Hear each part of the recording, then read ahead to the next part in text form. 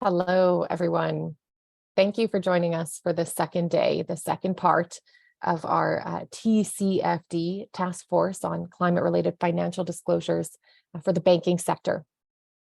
We really enjoyed yesterday's session with all of you, and we appreciated your interactivity and the questions that you sent us. So please keep that up today. We'd also like to thank those of you who filled in the feedback form already. We had some great feedback there. One person in particular highlighted how they hadn't really understood how, particularly in the strategy component of the TCFD, many of the activities you look to do are things banks are already doing. It's just making sure climate's integrated. So I'm really glad that message got through.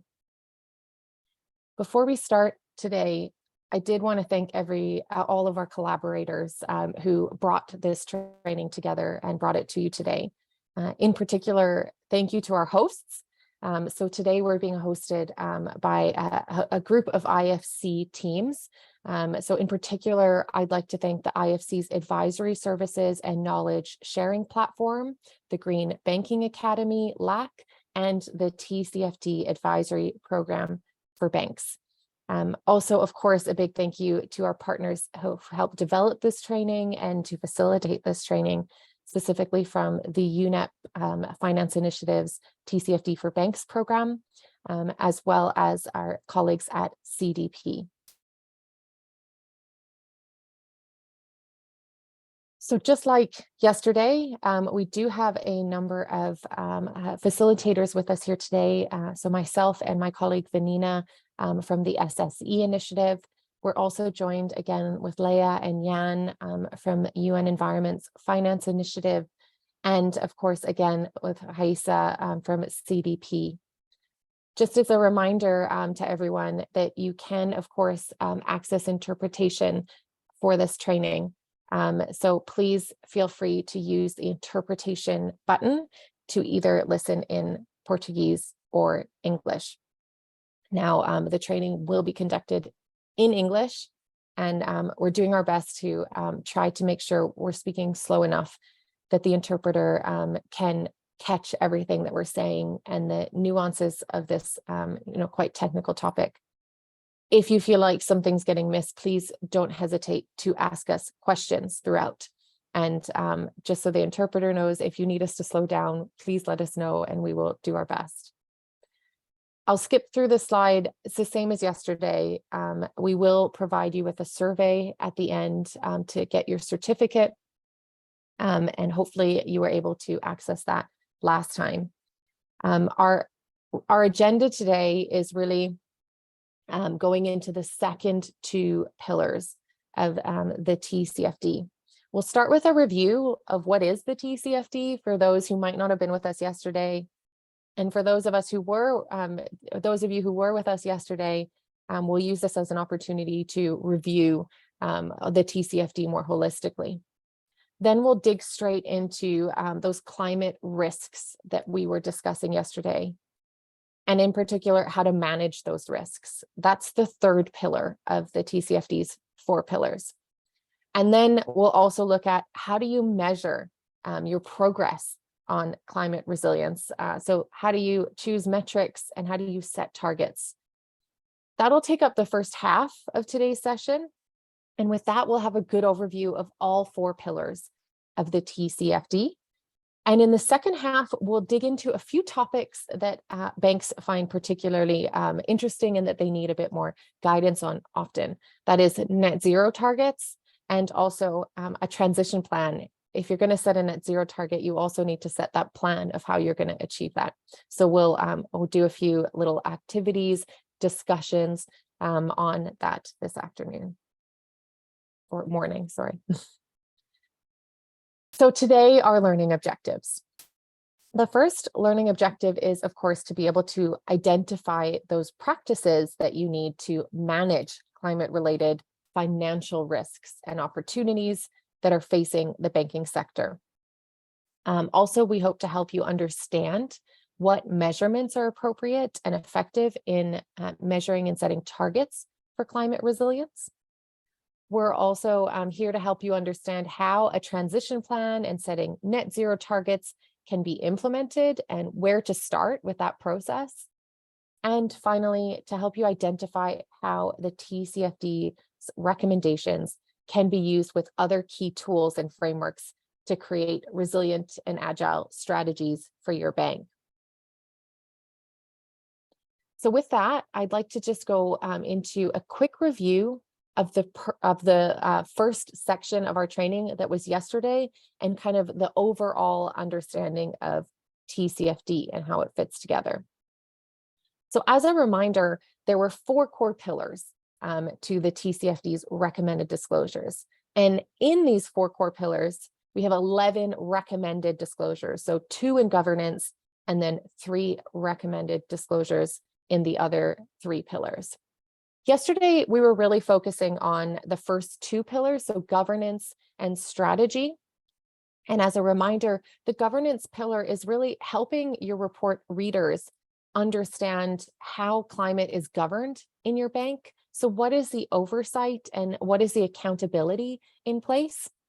And then the strategy was really understanding that action and impact. So how do you prepare and respond to climate-related risks and opportunities? Now, today we're going to go further into those pillars, and we're going to look at risk management. So the processes that help you to sharpen your vision, how climate risk is identified. And then finally, the metrics and targets. So that definition of success, understanding how you're doing in this process. Now, if we look at these 4 core pillars holistically, the first one and the third one, governance and risk management, are really process oriented. They're more qualitative than quantitative. It's really understanding what processes are in place in your bank to make sure that climate is appropriately addressed. Now, those processes are essential to be able to integrate this into your strategy and to set appropriate targets and metrics. So the TCFD has deemed both governance and risk management to be financially material, or to have a financial impact to all organizations. So if you're just starting on your TCFD disclosures, I would certainly make sure that you're covering those 2 boxes, the governance recommended disclosures and the risk management recommended disclosures.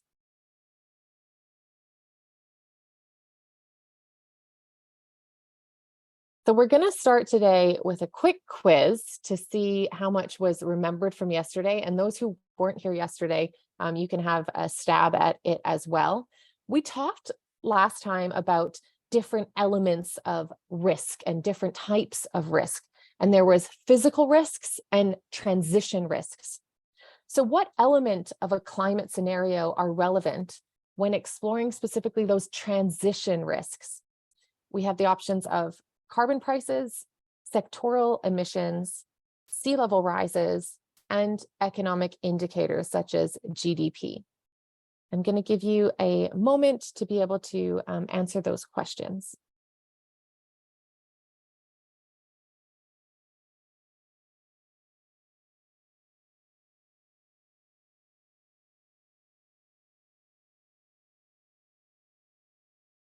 Okay.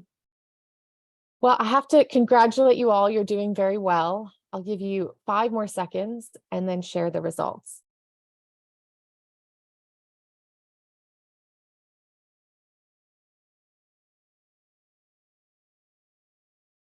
Okay, great job, everyone.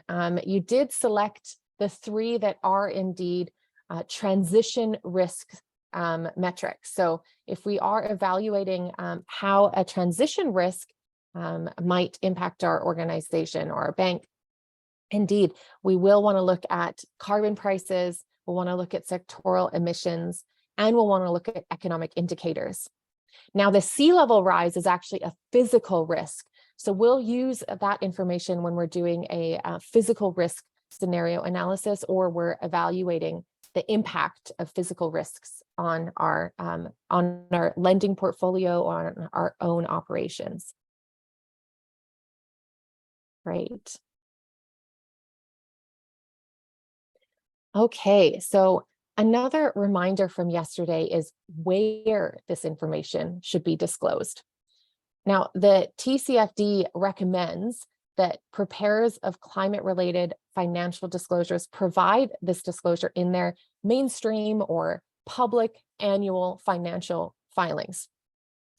This is because in most G20 jurisdictions and beyond, companies with public debt or equity have a legal obligation to disclose material information in their financial filings. So that's any information really that would change an investment decision.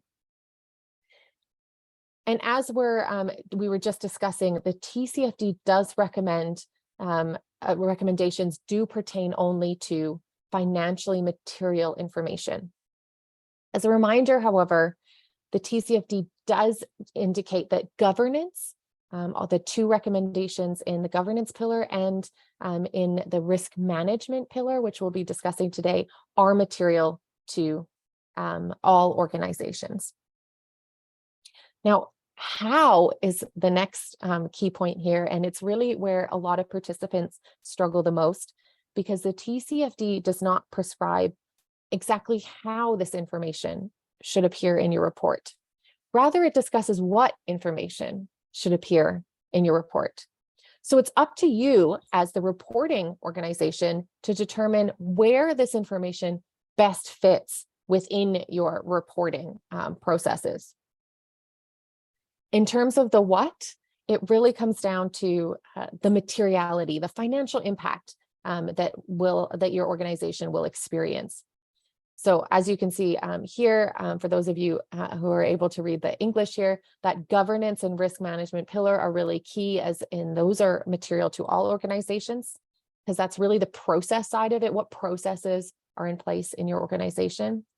And then when we look at strategy and metrics and targets, we want to make sure that what we're disclosing is information that does have a material impact. So that's information that if it was included, it would, of course, potentially change investment decisions of those shareholders investing in your company.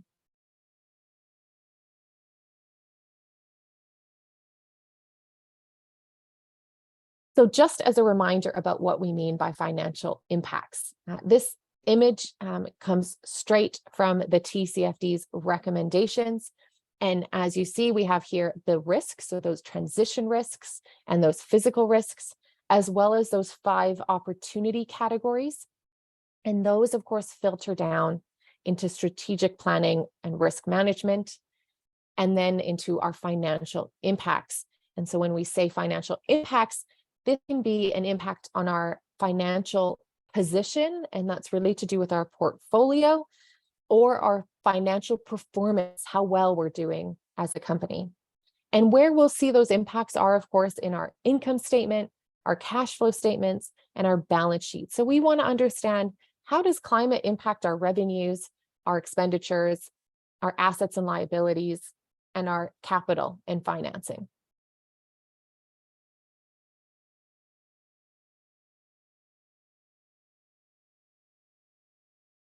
This slide shows kind of how we're seeing this unfold in real life disclosures. Now, as I mentioned before, it's often not very clear in the TCFD's recommended disclosures where this information should appear. And it's really up to you as a bank to determine where in your reporting the material information fits best to be able to be absorbed by the report users. However, this makes it sometimes difficult to find. And as a bank interacting with your clients, you might also be struggling to find this information from your clients. As a result, a number of companies are starting to use a TCFD table like this. So a list of all the 4 pillars and the 11 recommended disclosures, and then a description of where that information can be found in your report. This is a really good tool also for gap analysis. So if you're just starting, you might want to put together a table like this and go through your reporting, your public reports, and identify if this information already exists somewhere in the report. And then from there, you'll see what information is missing, and you can do a materiality assessment to determine if it should indeed appear in one of your annual reports.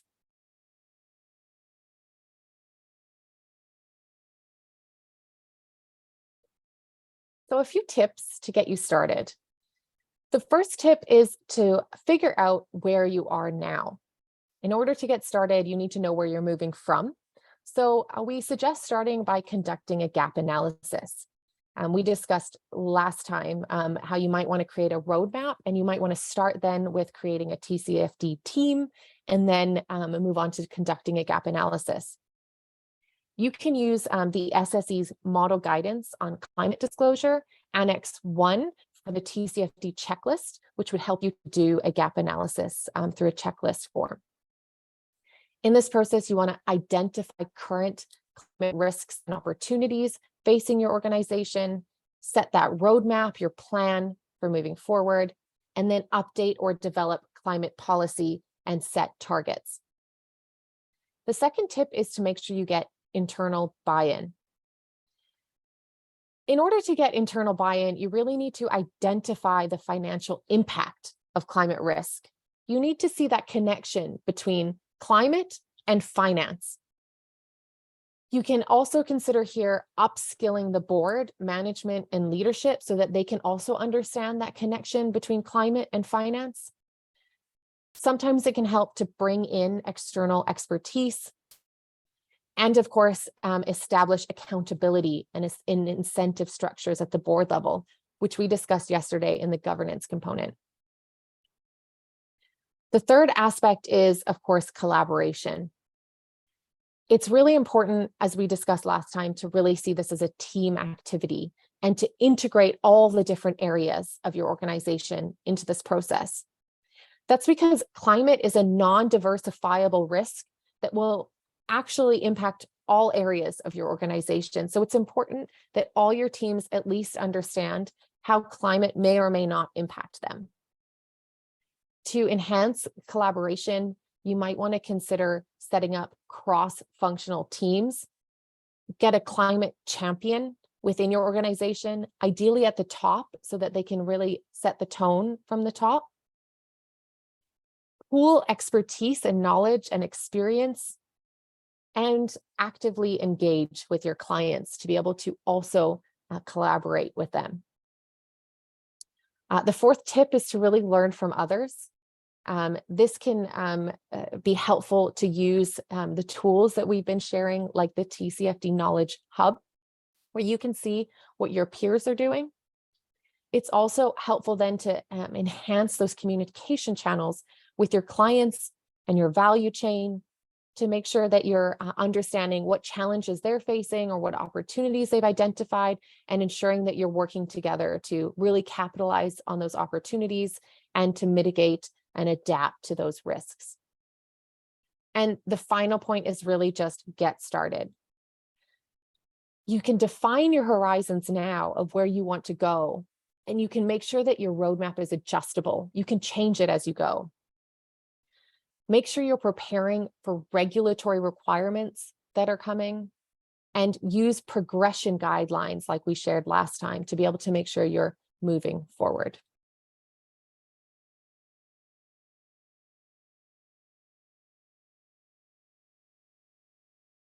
So with that, we're going to do another quick quiz.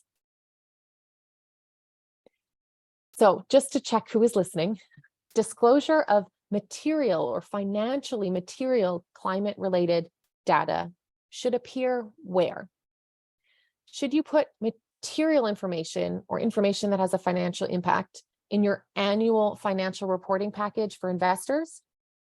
Should you put it in a sustainability report or a climate report? Should you put this information on your website? Or should you put this information in internal documents that are not made public? I'll give you just a few seconds to fill out this quiz.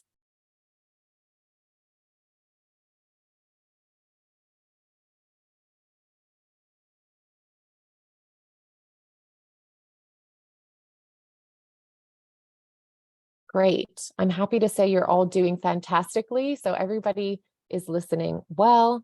Oh, someone's asking if there's a poll in English. So the order of the questions are the same as on your slide. So the first option is annual financial report package for investors. The second option is sustainability report or climate report. The third option is on your website. and the forward option is in internal documents.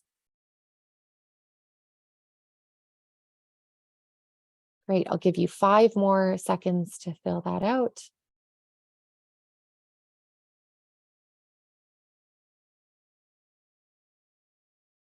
Okay. Bravo, everyone. So the majority of you chose the first option to include this information in your annual financial reporting package for investors. 100%. That's definitely where all material information should appear. And in many countries, it's actually required that any material information is included in that reporting package. Now, many of you also chose to include this information in a sustainability report or climate report. Definitely. If you also want to create a sustainability report above and beyond your annual financial report, then you probably also want to include information on climate in that report. Now, what's important is that anything that does have a financial material impact should always appear in your annual financial reporting package. And then what you include in your sustainability report is really up to you. Now, the TCFD has not indicated that you should create a secondary report or a climate report. However, many organizations have started to do this. I recommend that you do this if you think that it's particularly interesting or useful to your stakeholder groups. So what you can often do is have a stakeholder analysis process where you understand what is most important to your stakeholders. And then if you feel like climate is particularly important, it might be helpful to have a climate report so that they can find that information easily. And that also might protect you against reputational risk, which we discussed yesterday as a transition risk. On your website is less helpful. It's harder to find on your website. And also it's not in the usual place where investors and other stakeholders will be looking for information, but definitely not in your internal documents. You might have it in your internal documents, but that can't be the only place because that means nobody has access to this information. Great. Well, congratulations, everyone. That's our review today. Now let's dig into the next 2 pillars. And I'm going to start off with Raisa from CDP is going to discuss those risks and opportunities specifically for banks. Over to you, Raisa. Hello, everybody. Thank you, Tiffany. Can you all hear me well? Just having... Yes, we hear you great. Okay, thank you. Hello, everybody. I'm Raisa Sare. I'm a policy coordinator at CDP Latin America, and I'm going to be discussing a little bit more climate-related risks and opportunities, specifically for banks. Before we dive in this section, I just want to reiterate what has been mentioned yesterday pertaining opportunities regarding climate-related opportunities. Yesterday, Tiffany mentioned a report that CDP published in 2019. This report is called Risk or Rosy Opportunity. One important aspect that we found in this report is that opportunities related to climate significantly outweigh the risks. And this is why TCFD always highlights that we need to include the risk side, but also we have to consider the opportunity side. And we can put in the chat the link to this report so you can have access to it. Now, let me see if I can change the slides. Okay, it's working. So now let's take a look a little bit more about climate-related risks for banks specifically. In this slide, you can see a general picture that illustrates risks that could affect the economy and also the financial system through many transmission channels. This one helps us to go a little bit deeper in understanding the impacts.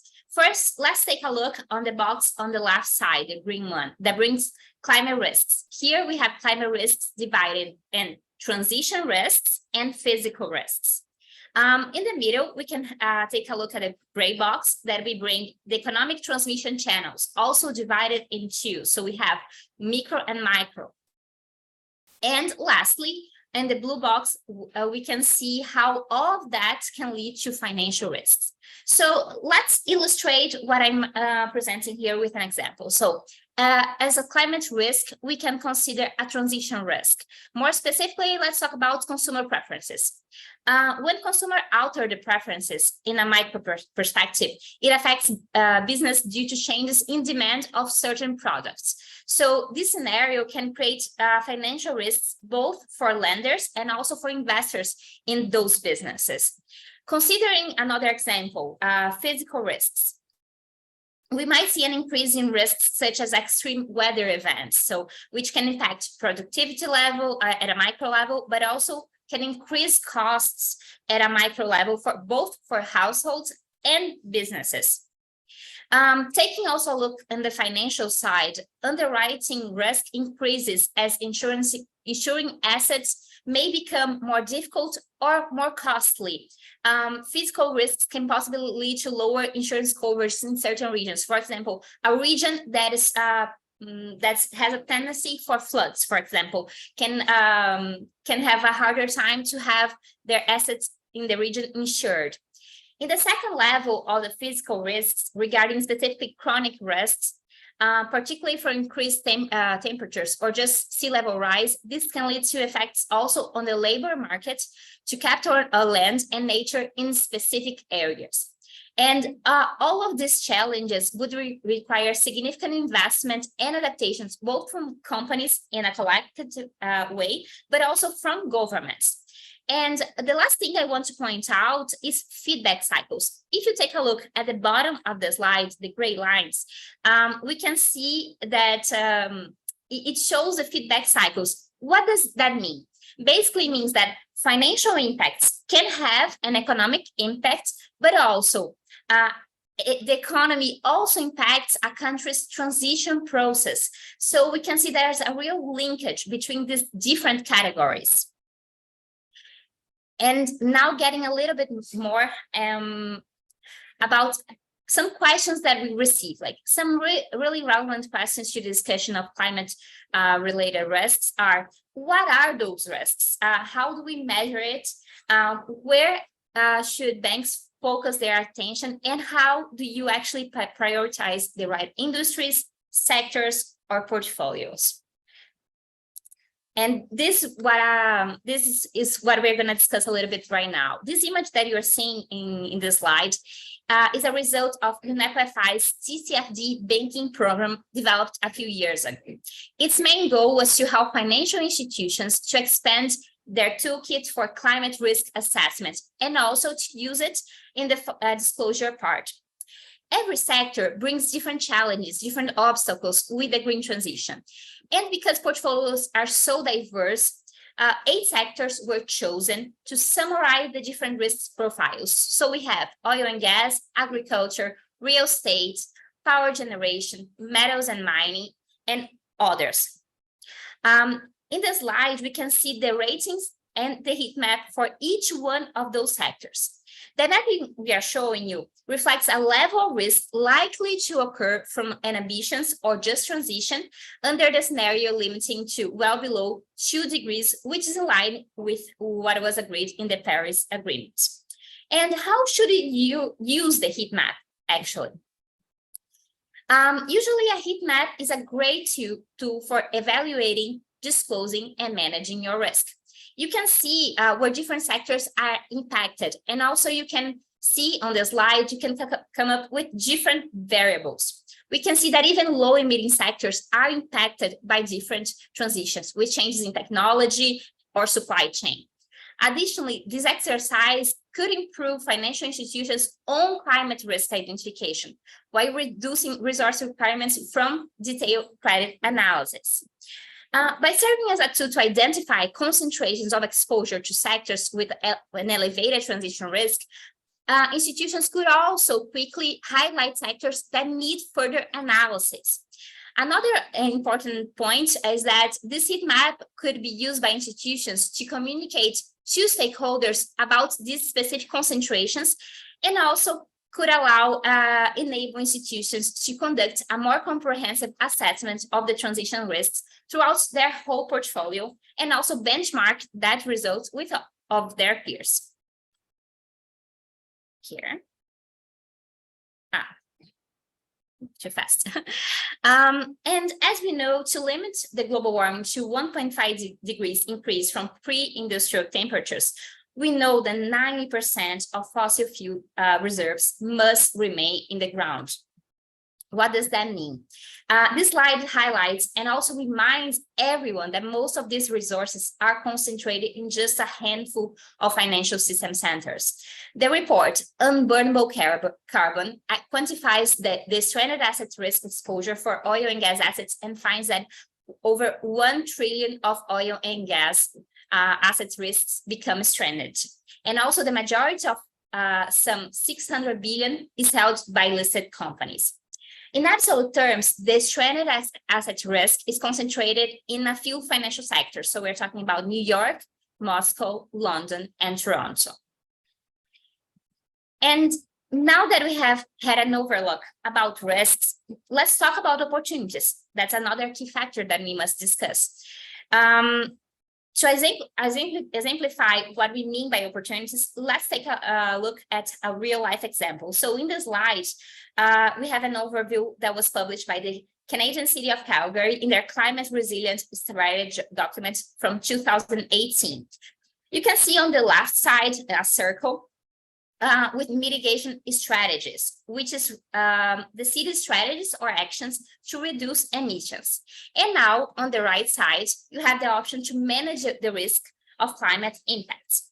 What I want to highlight here is the interplay, the overlap between mitigation and adaptation that should always be considered together.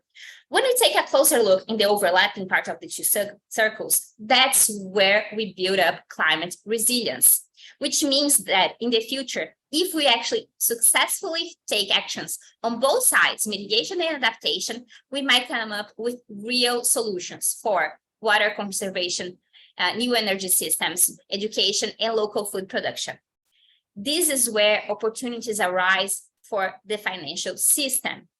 The TCFD further provides another categories for opportunities to help identify them, which are resource efficiency, energy sources, product and services, and market and resilience.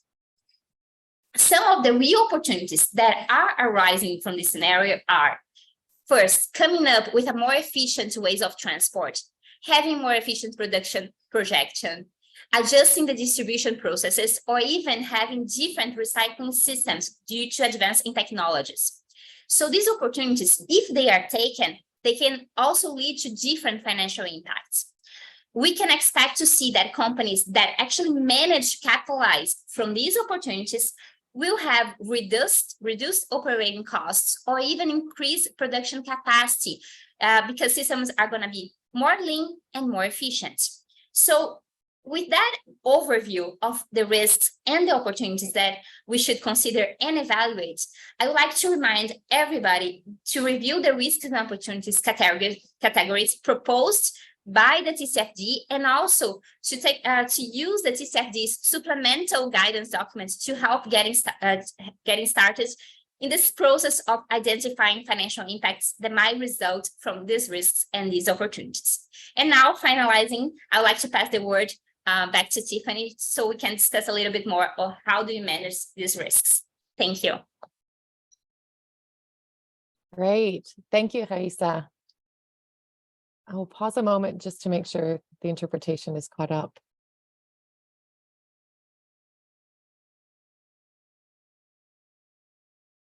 Okay, so now we've identified what these risks can be and these opportunities can be. We spent quite a bit of time on that last time, and now we dug into it for banks today. So once you identify those risks, how do you manage them?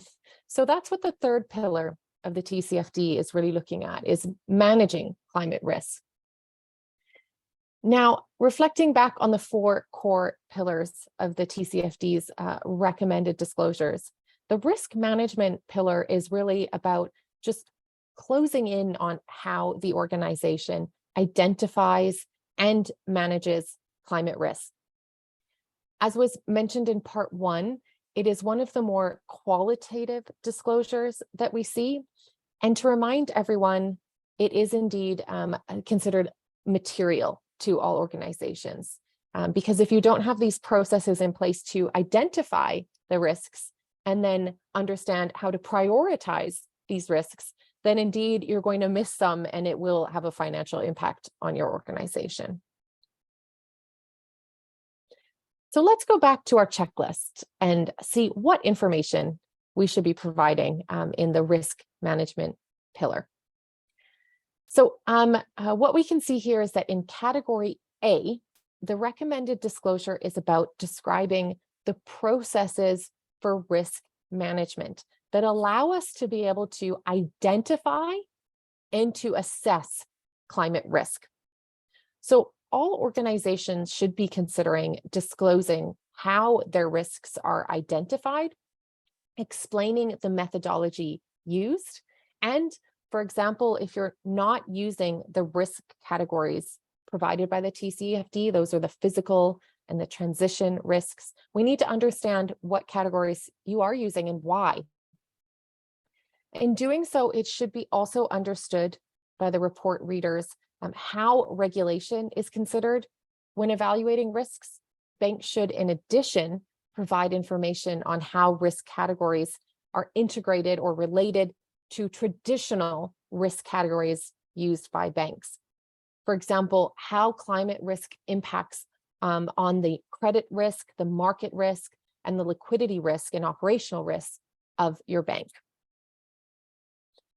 Now, in category B, risk management processes, we're focusing on how the organization is managing and prioritizing those risks. And this is the information on how decisions are going to be made. And as we heard in part 1 in the governance section, we're asked to provide insight on who is actually doing what and who's responsible for assuring risks are effectively managed. Whereas here in the risk management component, what we're asking is how are the mitigation actions taken? How is it accepted? How are the control functions set up, etc.? And this is really where we are also talking about the processes that are set up for prioritization of certain risks and how those decisions are being made, using what information. Finally, we have category C, integration, which is where we're focusing more on how climate-related risks are integrated into your bank's holistic risk management processes. And this is really to get an understanding of how the management of your organization views climate risk and how climate risks are integrated into different risk frameworks, which are already existing in your business. There are two important aspects to consider here. The first being that climate is indeed a non-diversifiable and widespread risk. So it should really be considered alongside and integrated into existing risk considerations. However, at the same time, climate-related risks are often have different time horizons than the other risks we might be looking at. So it's important to understand how those time horizons are managed in your holistic risk management process. And when I say they have different time horizons, it's not just that, these risks might impact our organization a bit further in the future than we're used to dealing with, but also that the changes we have to make are required today for shifts we might see maybe 10 years down in the future. It'll be too late if we pass a certain time horizon to react or to mitigate these risks. So that the time horizon is between action and result.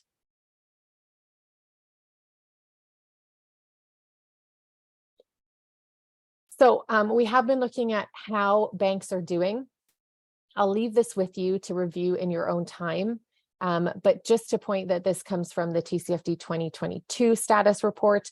And in terms of risk management, banks are significantly improving their disclosure in this particular pillar.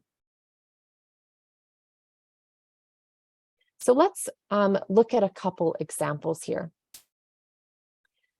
So the first here is an example from HDFC, which is an Indian bank, and this is taken from their sustainability report.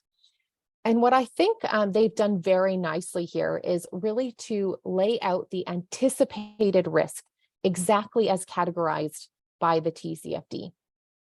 And while this is just a snapshot of the transition risk side, if you open the report, which you can access through the link in your handout, you'll see that they also do the same for physical risks as well.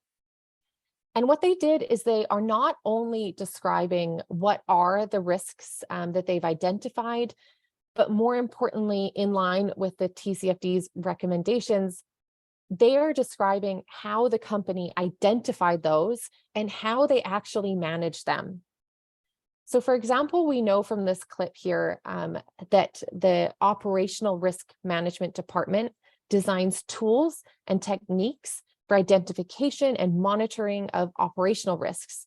And we can see that in the table here, anticipated risks associated with climate change have been identified, as well as they've set plans to manage these risks. We can read in the first risk, legal risk, that all large projects are required to comply with environmental laws, for example. Now, that might seem basic to you, but if you don't provide this information, then we don't know how you're ensuring that all of your company is obliging to these different risks or preparing for these different risks. And remember, legal risks is one of the transition risks we want to look at. What I also think is interesting to see in this snapshot here is how we can see the interconnectedness of the different pillars.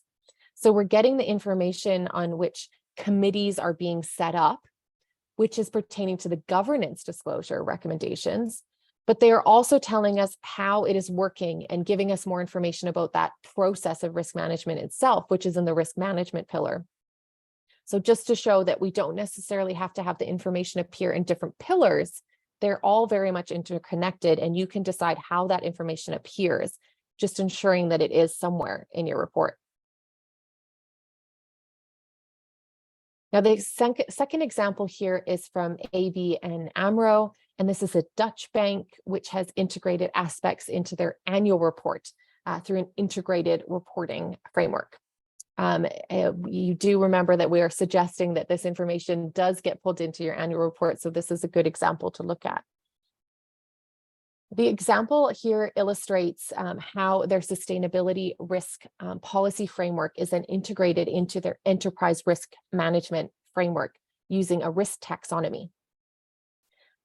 What is particularly good here is that it defines conditions under which the bank's business generally works. And what I want to highlight in particular is that the sustainability risk is considered a financial risk, but some aspects of the TCFD's risk categories go beyond financial risks into operational or non-financial risks, such as legal risks and behavioral risks. So TCFD would be addressed beyond the sustainability component.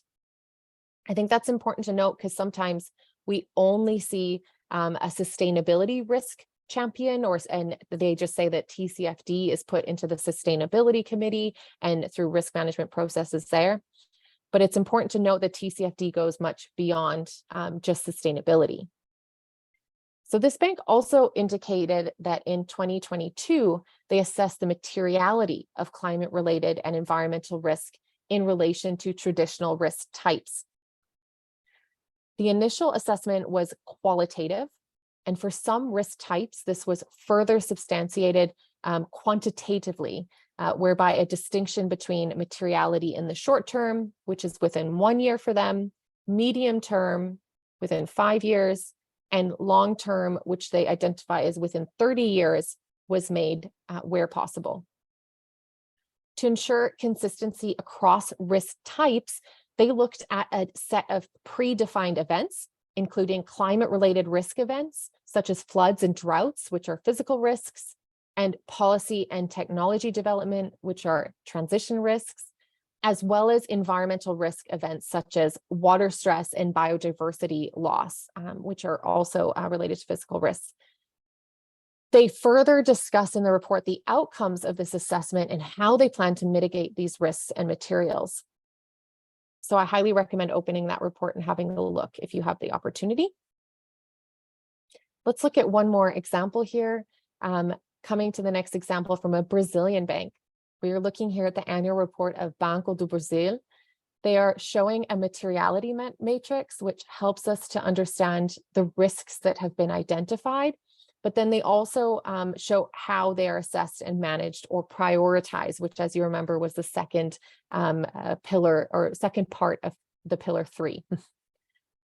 And this is really a very common way to illustrate that prioritization, a mapping like this, especially for companies that use GRI standards for their impact reporting, as they will already be conducting a similar exercise for the GRI. I think something that's done really nicely in this report to show the prioritization of risk is also how they show how they identify risks. Another point here is they provide a very clear description of that process and how they reached this final image. They indicate in their report that they did a cycle of consultations with all their primary stakeholders. And they mentioned that they really gained through different consultation surveys, a lot of information of where different stakeholders see risks and how they emerge. For instance, they use reference such as sectoral studies, trends, indices, as well as media analysis and external stakeholder consultations to understand the influence of particular issues. For assessing impact, they use senior management consultation, competitors as benchmarks, internal consultation, and corporate strategy and internal documents. So I highly recommend taking a look at this report. You might want to look on page 153 of the 2021 annual report to get insight of how this bank went through the process. And we might fit in one more example here.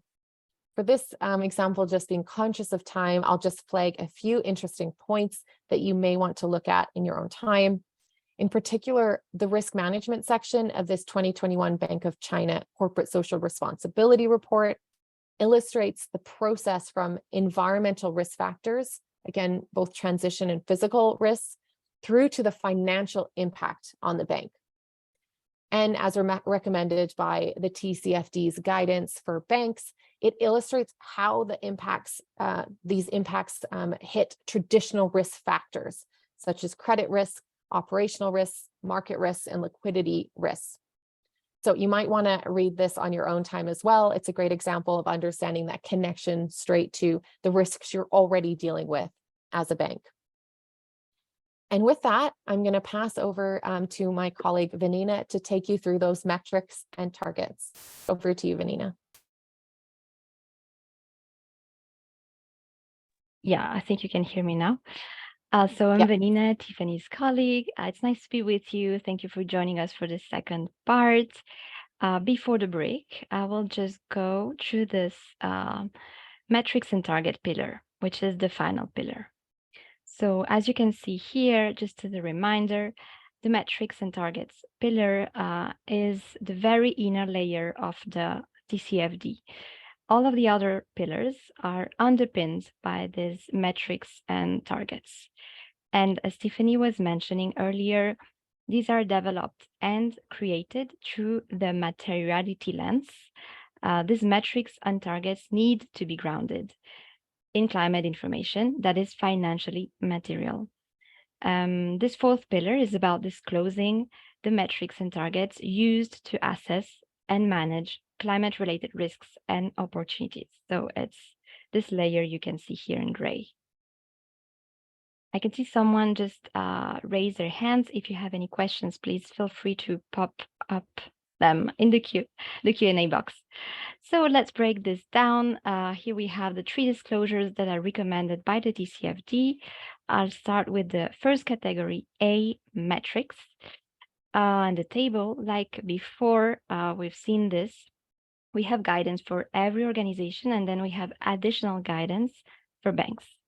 So first, we have a list of cross-industry metrics that are important for all organizations to disclose on transition risks, physical risks, climate-related opportunities, internal carbon prices, and remuneration. And then with this, it's also important that you, when you disclose, this. You have to disclose any sort of assumptions or methodologies that you use to come up with these metrics that you are disclosing. Then, specifically for banks, we have 3 pieces of guidance for metrics. Firstly, banks should report on the metrics for their lending and financial intermediary business activities. Secondly, they should report on their carbon-related assets. And then thirdly, so it's recommended that banks report on their performance in aligning with a 2-degree or lower scenario. And here, it's really important to make sure that you connect strategy disclosures and risk management disclosures with metrics. So you have to disclose how you're using a scenario analysis to inform the sort of metrics that you're developing and how you're tracking that over time.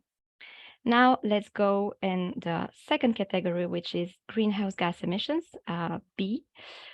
This is the second area of metrics and targets, and it specifically hones in on those greenhouse gas emissions because they're very important in relation to climate change. And there are also specific metrics that the TCFD deems to be financially material to all organizations. So in other words, you have to disclose how many emissions are in your portfolio and how it will impact, what financial impact it will have on any bank. It's important to know this information because of what I just said, and it's recommended that all companies here, even beyond banks, disclose scope 1, 2, and 3. I mean, also, sorry, I just a mistake. Companies should disclose scope 3 only if relevant, and I will get into that later. But when disclosing scope 3, it's preferred that you use the greenhouse gas protocol. That's what the TCFD recommends. As a quick reminder, let's explain what are these 3 scopes. So the first one, the scope 1 is direct emissions. So that means emissions that a company causes by operating the things that it owns or controls. These can be a result of heating buildings and powering computers, for instance. Then we have scope 2. These are indirect emissions. They are created by the production of the energy that an organization buys. And then we have scope 3. These are also indirect emissions. So that means those that are not produced by the company itself, but they are different than the scope 2 because they cover the emissions produced by customers using the company's products or those produced by suppliers making products that the company uses. So as I told you, I said companies should disclose if relevant for scope 3, but for banks, the scope 3 emissions are likely going to be highly relevant. So it's important to look at all 3 scopes, 1, 2, and 3, not only the first 2. And with that, there's specific guidance for banks to report on greenhouse gas emissions from lending and other financial intermediary business activities using the Partnership for Carbon Accounting Financials, typically referred as the PCAF methodology. Finally, we are reaching the last category, which is the targets. And in this recommended disclosure, it's recommended that all companies should report on long-term as well as interim targets, considering absolute and intensity-based calculations, timeframes, base years, and key performance indicators. So just to clarify, we sometimes get questions about absolute versus intensity emissions. So absolute emissions are the gross overall emissions associated with an organization, whereas intensity emissions refer to an organization's emissions relative to some sort of economic output, for instance, such as revenue. And then again, as we've seen previously with the targets, it's important that you report and disclose what methodologies you're using to come up with the conclusions that you are around the targets. So in the next slide, we see this report Tiffany talked about, and It's on the 3 recommendations I just mentioned over the year. You can see from 2019 to 2021. Here, I like to particularly note this more drastic increase in the disclosure of climate-related targets. So that was the target category. So that indicates that companies are really recognizing the importance of setting these targets to manage the risks and opportunities that they might be identifying. Then let's have a look at some examples here. So this is an example from a South African bank, the Standard Bank Group. It shows how they reported to reflect the impact of climate-related risks in their credit portfolio. What I like to highlight here in the table is that they have metrics for sectors with elevated transition risk exposures, such as coal-fired power generation and oil and gas. They have metrics for sectors with elevated physical risk, specifically looking at the agriculture sector.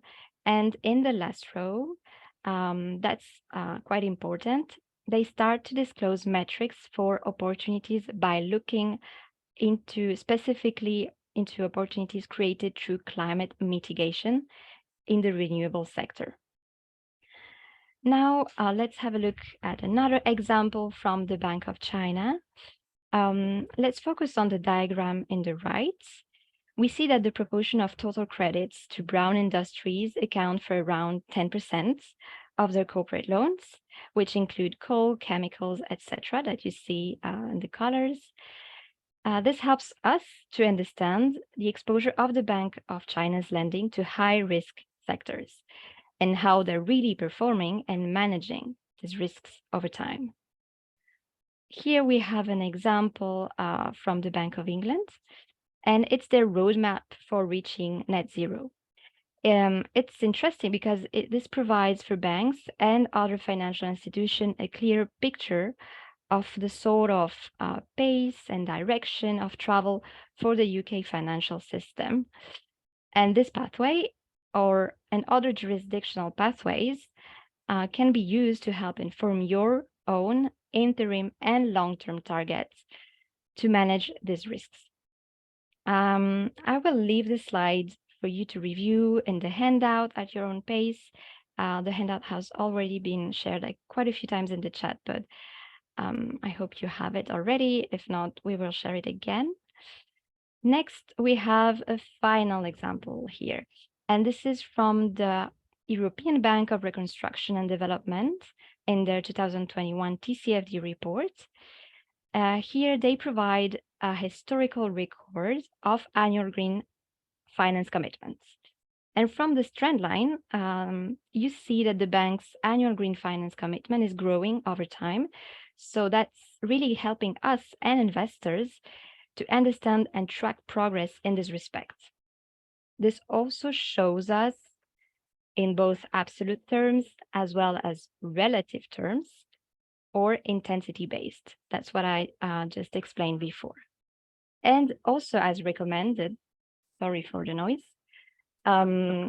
this target and metric is in alignment with the strategy of the bank, as well as comes with the metrics and explanation of how this is calculated. So it's not here on the slide, but you'll find it in the link in the slides here.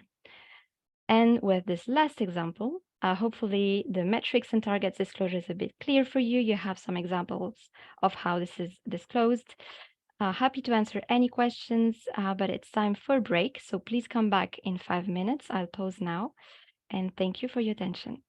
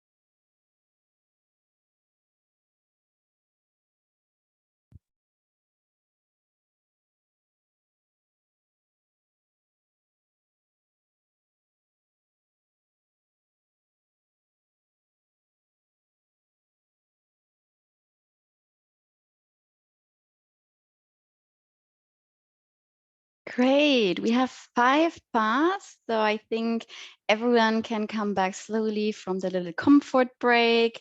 I hope you all got some refreshers and are ready for the next hour. So just a quick introduction to myself before I'm jumping into the topics. I'm Lea Lokowski. I'm part of the climate division here at UNEP-FI. In particular, I'm working on the TCFD and climate risk program, and I'm looking really forward to guide you through the next 2 sections. So today we are going to discuss first setting the net zero targets. And if we go to the next slide, the question we always get asked is, why does 1.5 global warming matter so much? And does a 2-degree scenario make such a big difference? And this is exactly why we brought up this picture today. And this is the reason why it highlights it. So just to give you an example, we already know higher global temperature leads to greater climate impacts on the land, in the ocean, in different polar regions. But now we can better quantify by how much. So just to give you really some examples that are quite important numbers to remember. So nearly 700 million people, which is really 9% of the world population, will be exposed to extreme heat waves at least once every 20 years in a 1.5 world. But more than 2 billion people, which is really 28.2% in a 2 degrees world. And very similar it is in a 1.5 world. The end of the century projection is that 70% of our tropical coral reefs are at risk of really severe degradation due to the temperature-induced bleaching. And virtually all are gone in a 2 degrees world. So this should just really drastically highlight the importance why everyone is talking about 1.5 and why all our initiatives are keen in holding and securing a 1.5 degree scenarios. And that's the reason why net zero emissions are needed. It is really better to not to pollute in the first place. And this is why the rapid and deep cuts are really a priority. However, also they are not sufficient. So the focus is also on actively removing carbon dioxide from the atmosphere to balance out any hard to mitigate emissions. And this obviously should happen in the same time. So we know that, for example, land-based carbon dioxide removal options, such as the forest restoration, can have really benefits over and above climate mitigation and a better immediate focus than more technology removal options. So I really want to emphasize on this and to take into consideration the balance between carbon emissions and carbon removals, because both needs to happen really globally around mid-century already. So now that the topic is obviously the target setting protocol, coming really to the actual process of setting near-term as well as long-term science-based target. So that is where really companies can take a variety of approaches to really develop those targets. However, the slide we brought up is really from the SBTI, the Science Based Target Initiative, which really recommends 5 main steps that you can see here on that slide. First step is select a base year. So what companies are really recommended to do, and we heard it already from Tiffany at the beginning, we need to put in a baseline year. We need to have a starting point where we are starting a journey. So a company needs to define a base year to track different emissions and performance constantly and meaningful over the target period. And some consideration that you can also look up in the link that we linked here on that page is really that the baseline year should be chosen such that targets have really sufficient forward-looking ambition. And ideally, the baseline year must no earlier than 2015, but we will see that also on some later pages when I will show you some examples. The second step is to calculate your company's emissions. So during that calculation, companies also have to exclude the use of carbon credits and avoid emissions, and really have to lay out how to treat the indirect use phase emissions. So basically the ones that are associated with the use of products or services that the company directly provides to the customers. And also my colleague previously mentioned already, just as a little reminder, the different scopes we are talking about. The third step is really to set target boundaries. So they can differ, obviously, if you're talking about the near-term targets or the long-term goals. The fourth step within the process is really to choose a target year. So the SBTI differentiate, and this is why I always mentioned a near-term target and a long-term target, while the TCFD really recommends to provide interim targets. So it is a different wording, but I think it highlights the importance to not have just an end goal in a few years, but to really have smaller steps that are realistic to track against and also very important to disclose to. The last step is obviously to calculate the targets. And for the TCFD, it is important that the report readers understand really how to calculate this. And this is why it obviously relates to the fourth pillar of the TCFD guidance, which we heard about, because everyone and the stakeholders needs to understand which metrics were used and which targets are really being disclosed. And for that process, obviously, a company needs to answer a lot of questions. So if you are setting certain targets, you need to understand what's the long-term vision of your company. Where does it want to head to in the next century, as well as what regulations are in line, regional or globally, that need to be really sufficiently solved within that process. And this is really where an iterative process starts, because for sure, every target has to be revised, it can be adjusted. And this is why there is really the iterative process, because also we are in a field where science is giving us very good guidance, but they might change year by year. And again, the importance is here also to bring the perspective into the financial planning of an institution to make sure that they can really reach their target over the long term. On the next slide, this is really, again, a little highlight to show, because, we all know carbon neutrality is a marathon. And for that, we really have better relevant equipment and program to really make sure we are all able to run until the end of the race. So this is a really nice resource on that slide that we brought up from the TCFD. And if we start to look on the right side of this graphic and a bit more closer, and I hope everyone can zoom in if it's a bit small, but this really shows the relationship between GHG emissions and targets for a hypothetical firm. So the illustration gives different GM emissions pathway that were really adapted from the NGFS. And just as a reminder, it's the Network for Greening the Financial System, and they have a scenario database. So this is what is illustrated by the different lines. And the defined target is obviously to reduce net scope 1 and 2 GHG emissions as defined by the GHG protocol to 0 by 2050. And what you can see with the circles around is these are really the different interim targets that the company has put in place to cut really the scope 1 GHG emissions by, for example, 50% related to a 2015 baseline by 2030. And this should just really highlight different lines are indicating different pathways, depends on also what your baseline year is and how ambitious your transition will be. And also on the left side, the TCFD is giving detailed guidance on how effective targets should be set up, which can you also read up. But the first point really is important, that the targets are linked to your strategy. So really it is integrated into the risk management framework, which is obviously already existing in your form.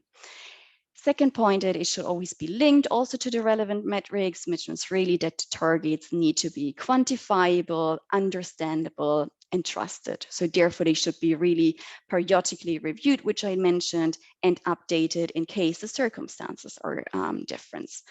And because climate change is unpredictable, despite the science that I already mentioned several times, there is a shift in the expectation, which might also require to change and adjustments in which metrics you are using, to come up with your new and latest target. So therefore, it is really important to be very transparent, also with the data challenges that we all are, I think, facing, to make sure you lay out the process by what time horizons you try to make your net zero targets possible. And if we go to the next slide, I know my colleague already mentioned a few absolute emission targets as well as some of the intensity based, but here I really want to go a bit deeper into the main three methods of target setting that we can generally distinguish. I won't go into details about the equation just because I think every one of you can read, and they're very independently and need to be very individualized used by each of the companies. So the first one is the absolute finance emissions, and it means what it actually says, the emissions produced by a company, and it measures really a financial institution's share of a borrower's emission. And in absolute target is really critical, as the science requires us to really drive down to the emissions in a specific sector at the speed and scale it requires. So on the one side, this method really allows to aggregation across different sectors. However, the challenge on the other side is that it is harder to compare across different clients or different sizes. However, this gives you one of the most granular data in absolute terms. The second one is emissions intensity. And this is the volume of emissions per unit, for example, also of GDP. So that means obviously reducing emissions intensity means that less pollution is being generated per unit of GDP. So if we now look here into some of the advantages and disadvantages, this metrics allows comparison across companies, also of companies of different size. However, for doing that, more and more complex data are needed to be sourced due to the sector-specific information. And also here, we need to be very careful to make sure that a reduction is actually happening, and the reduction is not only achieved by, for example, the GDP or the revenue decrease that is as an input factor of this calculation. So finally, we have financed emission lending intensity, which translate a borrower's absolute finance emission to emissions intensity metrics, really based on the amount of financing a financial institution comes to the borrower sector. So ideally on a portfolio level. Again, I don't want to go into that much detail, but really give you a first flavor on the most general methods we currently see in the market. So if you want to deep dive into some of the further sources that we link, please do so. Especially there is a report out from the TCFD really focusing on metrics and targets guidance. With that, I will go over to some examples that we picked for you really to look into. So one of the examples we choose here on the current slide is a net zero target setting example from Citi within their latest disclosure. So what you can see here very nicely, I think, is that and they actually laid out in the first part of the screenshot that they followed very similar steps that we laid out in the previous slide. So they also started to calculate their emissions, which obviously they looked into each of their carbon intensive sector where they might use different methods, like, for example, the heat map exercise. One of the second step is that they actually looked into the different transition pathway. So they really wanted to understand different climate scenarios that are out there and their details and their methodology to find the appropriate climate scenario, which is in line with their internal target group. Then the third step is target setting.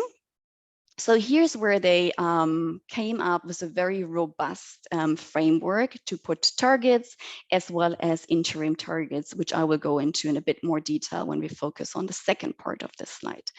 And 4 is an implementation strategy. So this is also a very important point, which Citibank highlighted, because reaching net zero emission is obviously from a financial point of view or from a bank's perspective, not only possible if if we are just focusing on our own operations.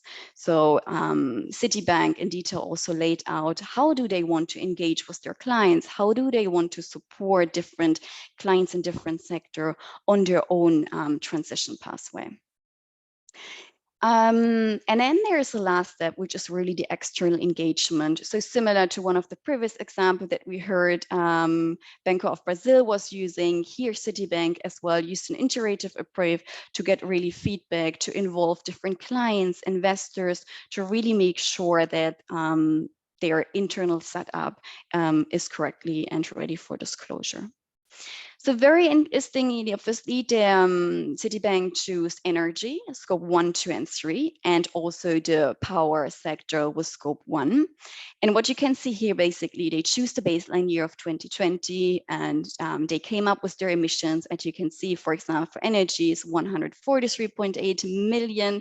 And they use the IEA scenario. I know we haven't talked about them in that much detail, it was in our course, but obviously they are quite robust scenarios, and it really depends on what an institution is need. So everyone can choose obviously between IEA and GFS scenario, as well as different provided from commercially available vendors. And what you can see here is also on the right last column, these are here the 2030 targets that they put in place, obviously as interim targets to make sure that they in the future reach net zero. So they are targeting a 29% reduction from the 2020 baseline. And for the power sector, it is an intensity metrics, which they're really looking for a reduction of 63%. Before we will move on, and I think I saw a very interesting question also in the chat previously, that the SEC is recommending to include scope 3, and very often I get asked on this question, why does power generation just have scope 1? So to take this answer already up, just in case it will come up today. So for the power generation, it's really the emissions that are generally coming from the combustion of the fuel. So in case it is a fossil fuel plant, and that is mainly scope 1, so based on their power generation. And that means there isn't any material downstream scope 3, once the fuel is obviously turned into electricity. And that is the reason why this target, they don't cover any scope 3 emissions, basically. Good, then I will be moving on to the second example that we passed from Barclays. Yeah, that's the right slide. So this is really a chart from their 2022 climate strategy, and they are really sharing what they have done and what they have announced. So very similar to the Citibank, but for example, they have really set a target in place to reducing 80% of their GHG emissions from their own operations, and to source 90% of their electricity needs from renewable sources. So covering scope 1 and 2 emissions. And what is interesting here on that slide is really that this example is that they are looking into how they are achieving their net zero in their own operations, which I just mentioned, and as well as looking into how they are reducing their finance emissions of one of their most impacted sectors. So also here, what you can see, there is a difference that both of them use, again, absolute emissions, same for here at Barclays. So they have for the energy sector, minus 15% of the absolute emissions. And for the power sector, they are targeting a minus 30% emissions intensity reduction. This is by the end of 2025, and obviously they are also tracking it against their latest publication from the 21 performance that they are currently achieved. And one of the other interim targets, which is so important to really make sure we are all on the line and on track, is really by the end of 2030, which you can see on the right side of that slide. And also just to mention, because this is also a question I got asked always very often, so it's obviously very similar here. We are seeing two of the bigger banks presented, and both are targeting energy and power.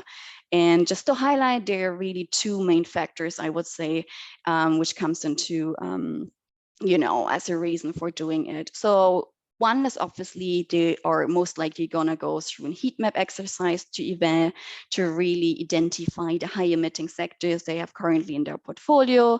But the second reason is, and I think you are all pretty much aware of it, I'm sure you had your own experience on it, but energy and power generation tend to have the best data coverage as of now, also provided by external parties. And that's the reason why the institutions are starting with those two, generally so far that we can see it in public disclosures.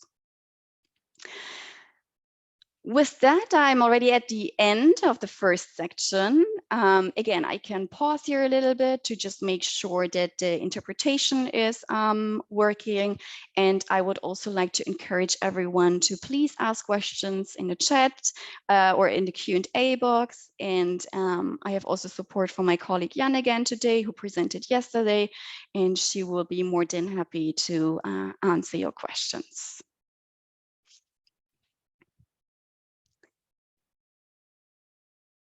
Perfect. So the next section I will be guiding through, and I hope it's not too much information you're getting, but I know the script, the handbook, and everything will be basically shared with you, so you can also follow up. Transition plans are the second theme that I wanted to present to you beyond the TCFD pillars, because what we mentioned, obviously, they are quite interlinked. And so for our program members, for example, we are also running an in-person workshop next week in London, particularly focusing on transition plans and working with the task force transition plans together to really make sure we can help our members to accelerate their change. So obviously, if everyone has set a net zero target, I think this is really where it has become clear over the last years and with the iterative process that a target requires always a plan that helps us and everyone in the society to achieve the targets. And these commitments are inherently, and in some cases really explicitly, require and plan, and many organizations are already preparing such plans. So there are different consultations on metrics and targets out, and also the task force found, for example, that 2/3 of responses had either developed a transition plan or plan to do so in the next year. With over 22% reporting they plan to develop a transition plan in the near future. So this trend really highlights, and I'm quite excited to see some of them hopefully getting published very soon. And this is exactly where our work at Unipify is currently also focusing on, to really help strengthen plan, help to understand the requirements and the good practices. But now we can deep dive into the transitions plans and also the good practices. So if we go to the next slide, I would like to start actually with a definition before we talk about how does a good plan looks like. So there are different definitions out from GFRANS, from TCFD, but one very common one is really that a transition plan is basically an aspect and theme of an organizational overall business strategy that obviously lays out in detail the set targets, but particularly the actions that are supporting the transition towards a low carbon economy, and including obviously the actions to reduce the GHG emissions. As I mentioned, there are different organizations, but this one we picked is obviously from the TCFD, and the TCFD really highlights 7 good practices that should be considered when developing a transition plan. So if you are currently in the position to internally plan to have a transition plan phase, I think those 7 aspects are really important to consider. So Yeah, sorry. The interpreters asked us to slow down a little bit. Yeah, sure, I can. Thanks.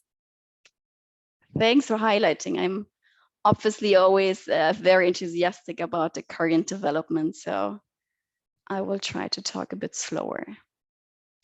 So the first aspect is aligned with the plan should be aligned with the strategy. So this is basically also lying in the definition that I just mentioned. So it should be part, but also aligned with the internal organization's broad activities that the firm is planning to address climate-related risks as well as opportunities. So which in turn should be obviously part of and aligned with the organization's business strategy. The second item that is highlighted by the TCFD, it is really that the transition plan should contain sufficient information to enable users to assess the credibility. So for example, the plan should describe the current capabilities, technological support, and lay out the different transition pathways we saw previously, but also how it aligns with the financial planning in-house.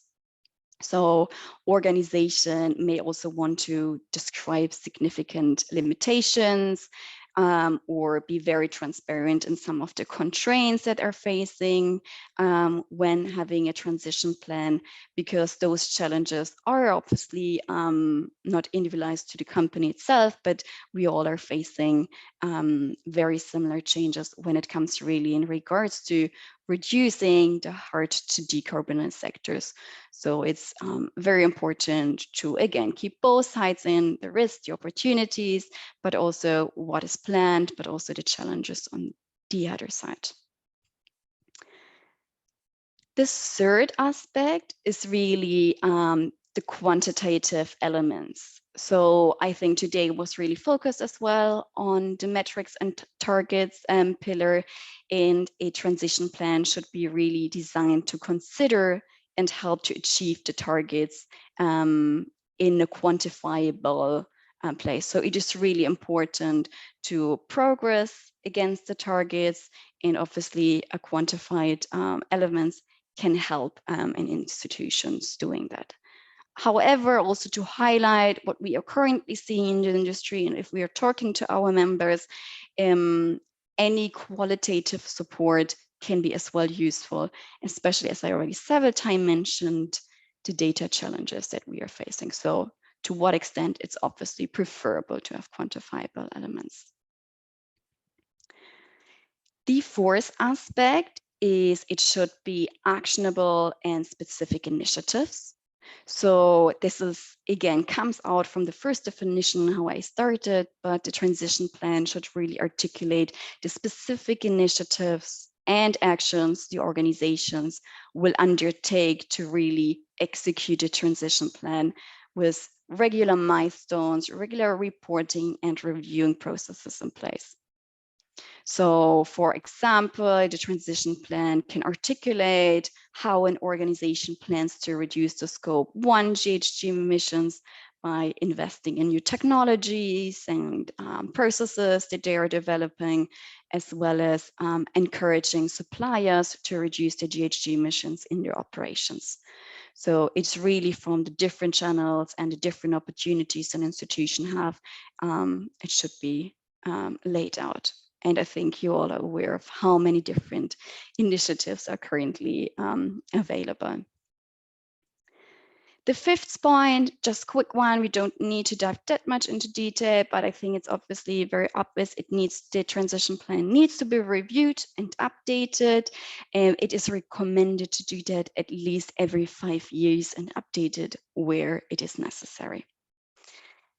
The sixth aspect is it should be reported annually to stakeholders. I think this is a very important point, that obviously it is publicly available knowledge, that also significant updates are highlighted to stakeholder and different parties that are relying on the disclosures.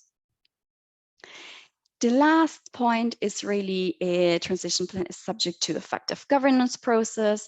So also the transition plan should describe the approval process, the oversight and accountability responsibility. And I think, including the role of the board and the senior management. And I think these words sound familiar to you if you've joined yesterday's webinar, because obviously it is also highlighted in the TCFD governance section. Moving on to the first example I want to present to you on the next slide, that is from a Dutch asset manager and their roadmap of the transition plan.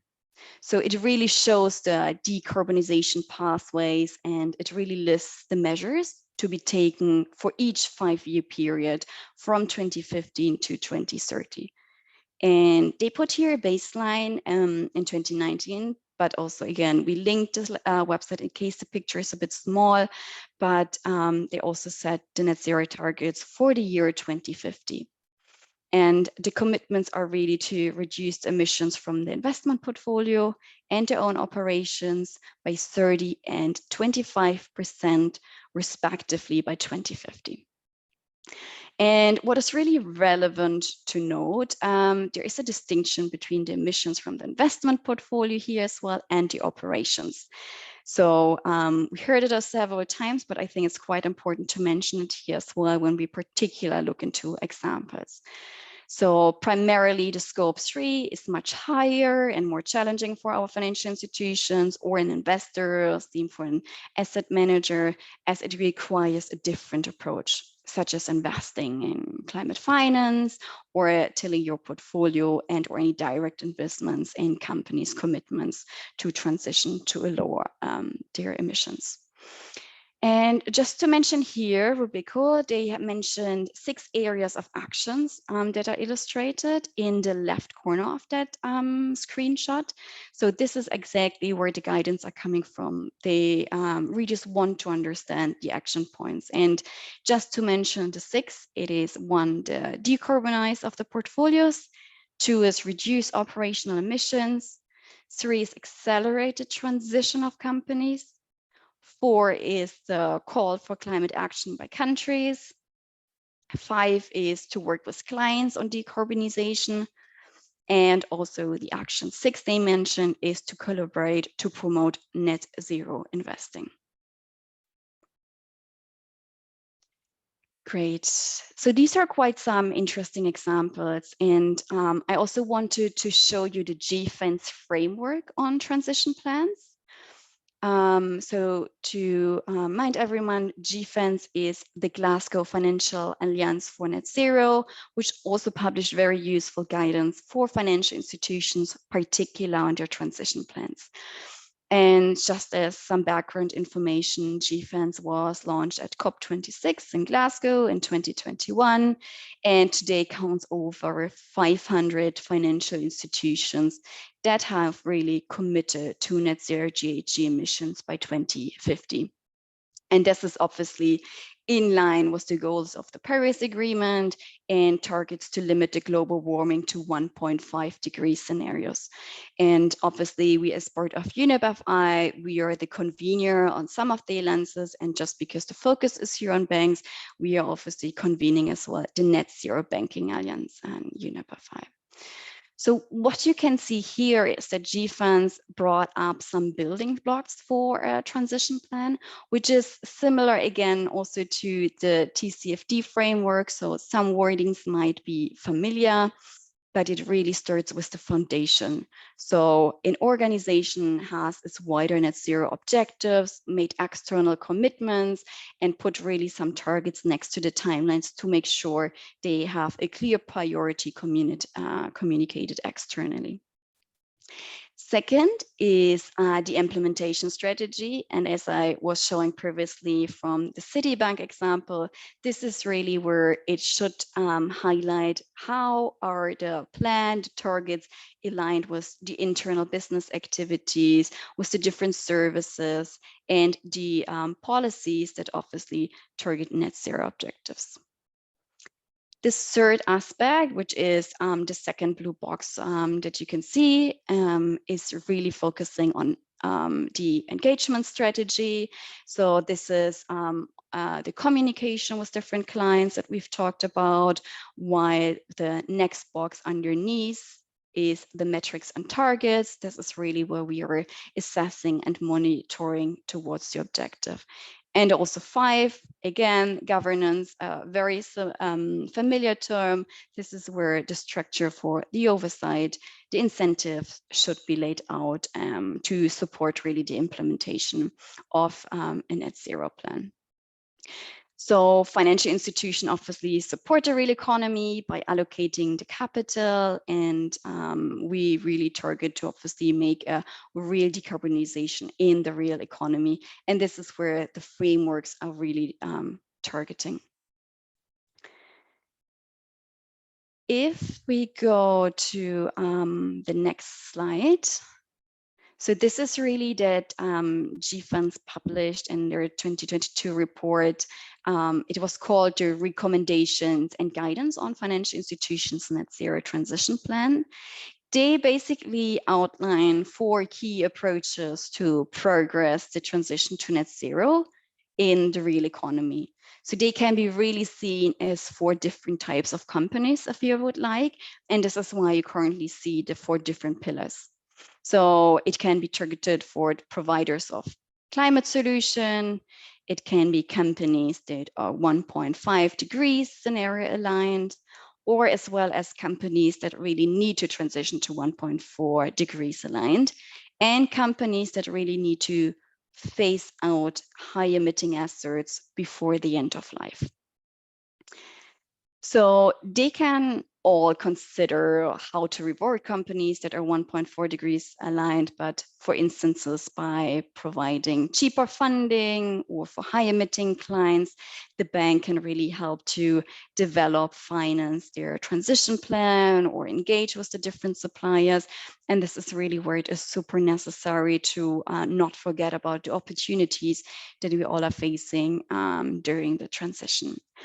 As well, here to highlight, if you want to go to page 12 of this document, there are really some more details that are highlighting this overview that I was describing. But again, this is something you can absolutely do after our session. Then I'm coming already to the last slide of the section. And again, we are moving from exercise more to discussion. So even here now, we have obviously a few 20 minutes left within that current workshop. And I know I will hand over to my colleagues soon, but here, I really want to engage everyone to maybe use the chat function to, start being involved in the discussion, or let me know your thoughts about some of the questions that we have here prepared. The first question is really, how does the nature and appropriateness of different strategy change based on the time horizon considered? And if we now look into the terms, obviously we're considering short term to 2025, medium term to 2030, and long term to 2040 and beyond. And if you're wondering which, for example, strategies I'm currently referring to, you can also already look into the second question, because here we list some of the potential strategy that might be considered differently for different time horizons. So here is, for example, the engagement with high emitting clients, divesting from high emitting clients, financing for the transition of high emitting clients, the rebalancing of sector portfolios to shift to lower emissions, or even the expansion of financing low carbon sector, as well as the expansion of financing climate solution. So I really encourage every one of you, maybe if you pick 1 or 2 of their strategies, to also lay down maybe some of the strengths and drawbacks. But I think, just to summarize it from my point of view, I think it's very important that obviously we need to make sure what is feasible in the short term up to 2025, which means it's 2 years left. And the focus, I think, so far what we see in the industry is really that the awareness is going to happen internally in institution, but obviously also external. So one of the first is the engagement with high emitting clients. I see this as something what is really already kind of, happening. Well, obviously then in the medium term, there can be different strategy taken into consideration, and also in the long term, in case there are still high emitting clients that were not able to, make the acceleration to their transition. These are then consideration of an expansion or divesting, which so far we will see more in the long-term strategy. But again, I'm more than happy to hear what you're currently doing. So maybe you have some different strategies laid out in the short, medium, or long term because of their strengths, drawbacks, and some of them might be more the long hanging fruits, the low hanging fruits. So yeah, looking forward to engage soon in the chat with all of you.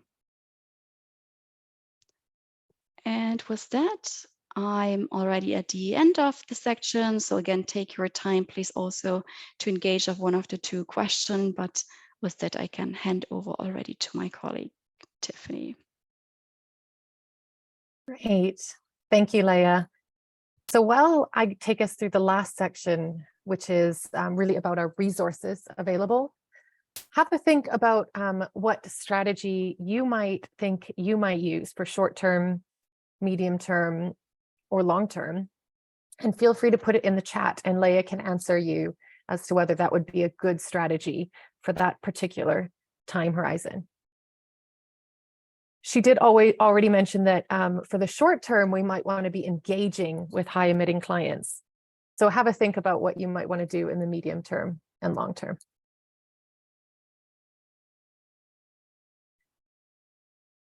So with that, I'm going to move to our resources.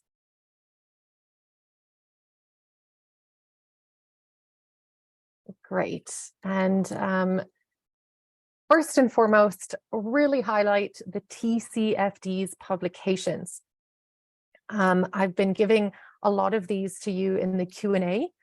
Many of you have had questions about additional resources or where to get started on, for example, your transition plan. So I've shared a number of these in the Q&A, but of course, they're all available online. You can go to the FSB, so that stands for the Financial Stability Board in English, their TCFD page, or you can go to the TCFD Knowledge Hub, which Vanina or Jacqueline will share in the chat. And on that hub, you can access all of these documents. Particularly, I really recommend those documents on the right-hand side in the gray box. We have the 2021 implementation guidance or implementing guide and the 2021 guidance on metrics, targets, and transition plans, which give you a really good starting point when you're thinking about setting, targets like a net zero target or building that transition plan and really identifying the financial impact. Both of them have really good guidance on identifying the financial impact. So please make use of those guidance documents. In addition, if you feel like you would like additional training on the basics of TCFD, before you get started, you can make use of pre-recorded sessions on the SSE's website or on our YouTube channel, where we'll also have this recording added in about a week's time.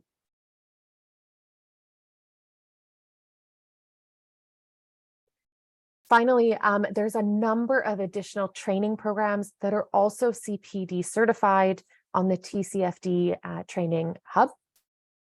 So if you just go to learn.tcfdhub.org, you can take courses on an introduction to TCFD, to climate-related financial disclosures, to biodiversity and water accounting. So please make use of these courses as well.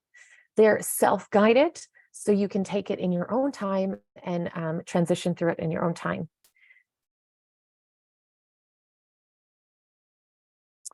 And then, of course, as we mentioned last time, UNEP-FI has a number of specific tools and guidelines for banks. They do have a program that's TCFD for banks.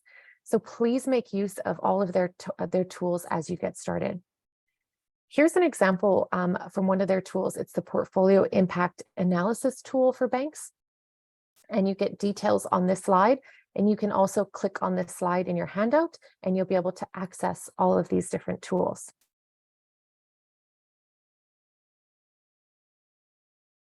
And as with last time, we have a few additional publications that we thought would be helpful for you.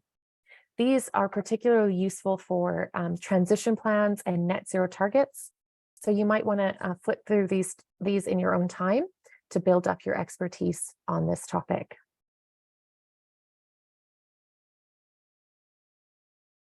Now, one of the main questions we've been receiving is regarding the CPD certificate. So if you would like to receive your CPD certificate, you just have to fill out a Google form. Now, we do require you to fill out this form because for the CPD certification, we require you to reflect on your learnings. This also helps us to continually improve our training for you. So we very much appreciate you filling in this form. Now, some of you had mentioned that you had trouble accessing this because your organization might block Google Drive in your company. To get around this, what we've found other participants to do is to either access the form on their phone or another personal device where the Google Drive will not be blocked by your organization. It's a very quick form to fill out. It only takes a few minutes, so we very much appreciate that. Now, make sure you use the name you want to appear in your certificate in that form and an email address where you'll receive that certificate to.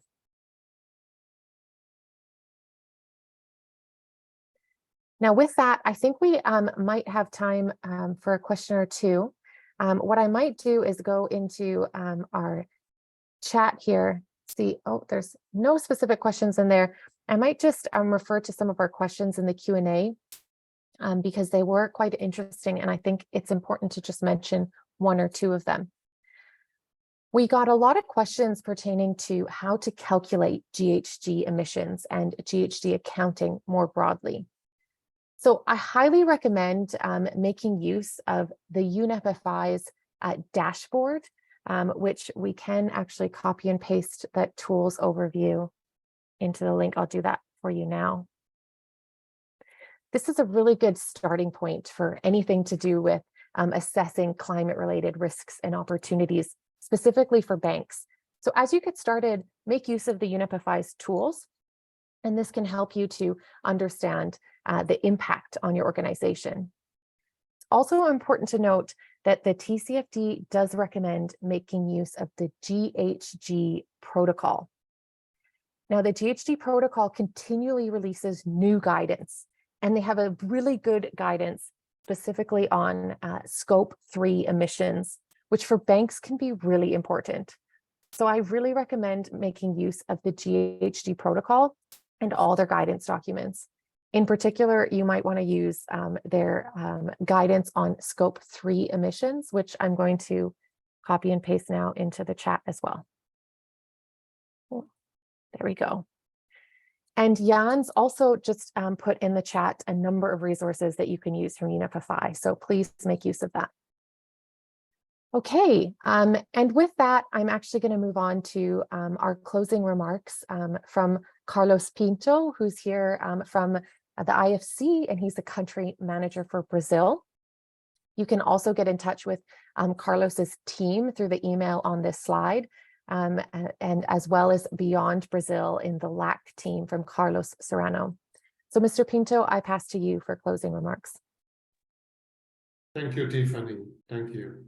And big thanks to you and to all the team that pulled together this amazing training.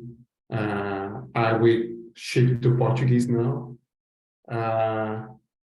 Queria agradecer a todos os participantes neste treinamento, em nome da IFC e de todas as instituições que colaboraram, em particular, estamos falando das organizações das Nações Unidas, UN Sustainable Stock Exchanges Initiative, a UN Environment Program Finance Initiative e o CEDP, o Climate Disclosure Project, que estiveram envolvidos neste treinamento.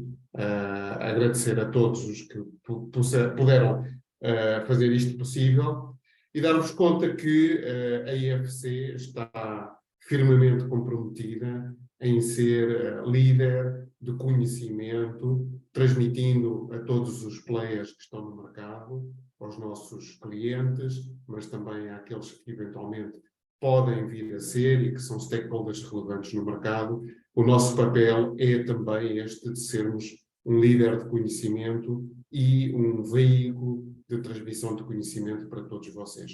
Portanto, mais uma vez, muito obrigado e contem com a IFC, está aí o meu contacto pessoal, está o contacto do Carlos Serrano, responsável pelo Climate Finance na América Latina, e estaremos à vossa disposição para vos ajudar em todo o que for necessário no desenvolvimento desta jornada da banca para uma banca verdadeiramente sustentável e responsável. Muito obrigado.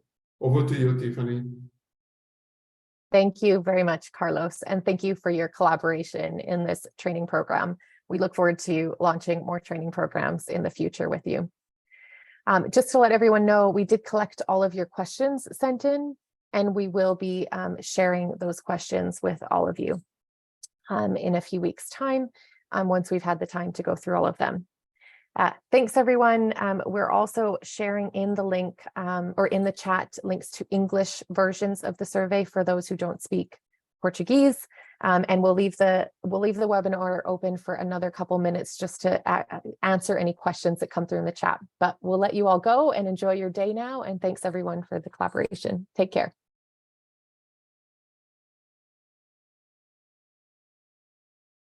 Tchau a todos.